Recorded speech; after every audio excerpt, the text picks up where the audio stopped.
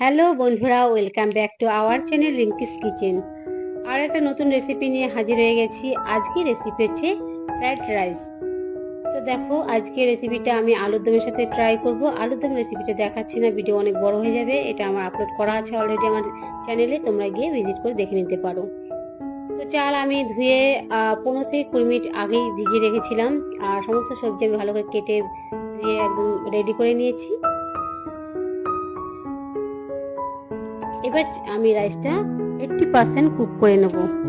তো দেখো, জল আমার ফুটে গেছে, এর মধ্যে গোটা গরম মশলা দিয়েছি আর সমস্ত চাল দিয়ে একটু সামান্য লবণ দিয়ে আমি রাইসটা কুক করে নেব।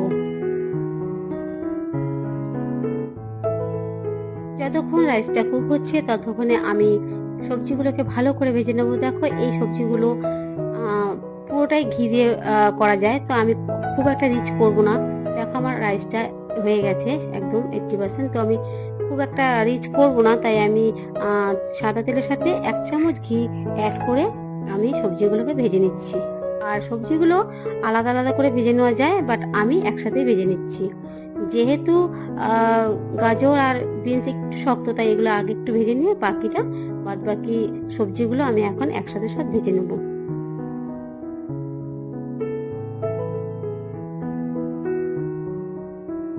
খুব ভালো করে আমি সবজিগুলো সব ভেজে নেব।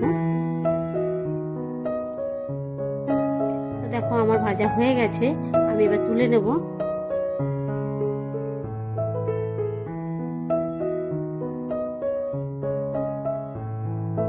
তো এই তেলের মধ্যে সামান্য ঘি অ্যাড করে, আমি খুব একটা রিচ করছি না, তো 1 চামচ ঘি অ্যাড করে আমি গোটা গরম মশলা দিয়ে এবার রাইসটা আমি দিয়ে দেবো।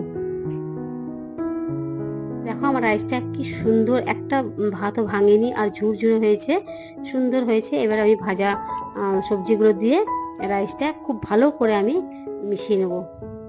তো দেখো, চিনিটা না এমনিও দেওয়া যায়, আবার আমি একটু গুঁড়ো করে নিয়েছি, গুঁড়ো করলে কি মেশাতে সুবিধা হয়। তো আমি ভালো করে চিনির গুঁড়ো দিয়ে আর সামান্য লবণ দিয়ে ভাজা সবজি দিয়ে ভাতগুলো ভালো করে মিক্সড করে নেব। দিয়ে আমার ফ্রাইড রাইসটা একদম কমপ্লিট।